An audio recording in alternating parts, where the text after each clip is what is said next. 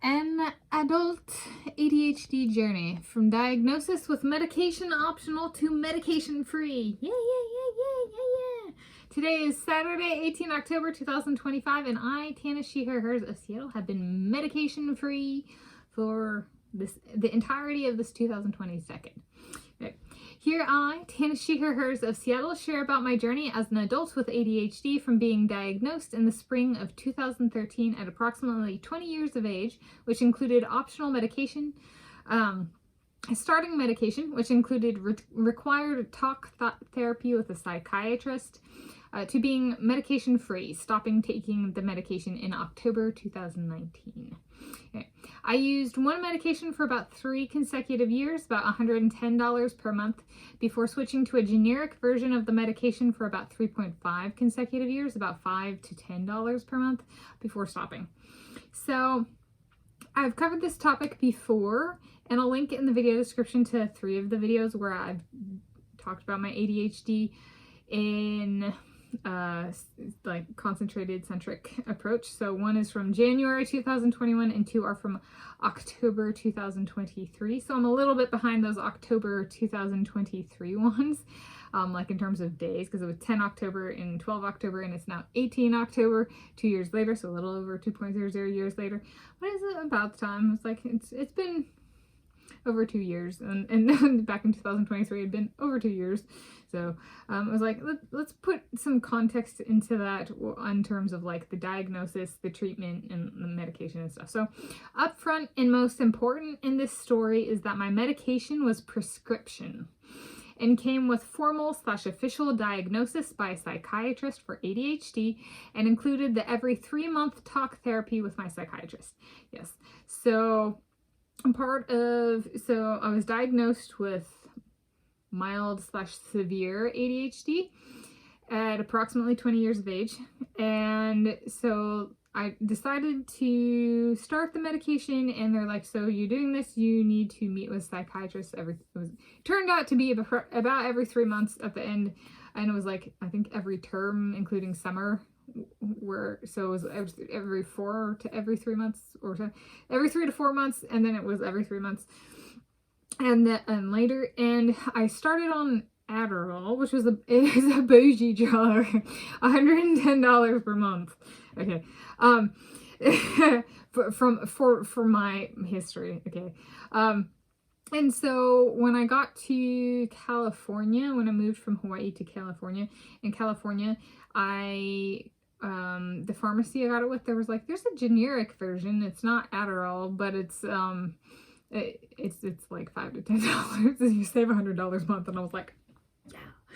Right, because what happened was I was actually thinking of quitting the medication because it was optional. And then they were like, there's this generic version of the prescription that you can get. And so I was like, okay, I'll do that. But I had already thought about stopping, because I was like, what I had found was I really needed it in certain settings, like reading for me. But I could kind of offset, if I didn't have the medication, physical activity kind of worked like the medication. For me, the hyperactivity part is important. So hyperactivity is like a bunch of energy. So I exercise, like 1-2 hours a day, just as kind of like normal. I'm not some professional athlete or something like that. And it helps balance my brain. And so I had thought about it, and I had started college when I was diagnosed at 20 years of age. And I had my exercise habits had been parts of sports teams in my life, and I had no sports teams. So there was like, the medication entered before I kind of stabilized physical activity. And so I ended up stopping after 3.5 consecutive years on this generic version, because of, interestingly enough, being a woman. I am Tanis Coralee of Seattle. And so I was like, so the first hit, so to speak, on the medication front was price. And then the second one was me being a woman. And so, and my heart. So I decided, so Adderall for my psychiatrist, and the generic version, it came with, some of the side effects included elevated heart rate, And you couldn't do high heart rate activity, like high intensity exercise, and then there's no can't take it with any other medication or drugs or anything like that. And I followed my psychiatrist's orders to the best of my ability.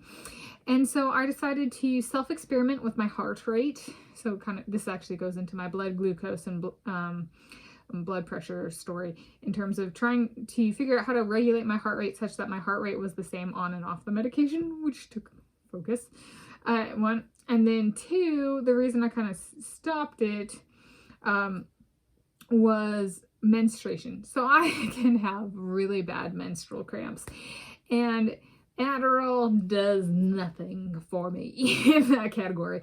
And at the end of the day, me being a woman won out over me being on ADHD medication, because I can balance those cramps and kind of like some of the side effects of being on PMS and being actively menstruating with exercise, which I have found works in place of ADHD medication.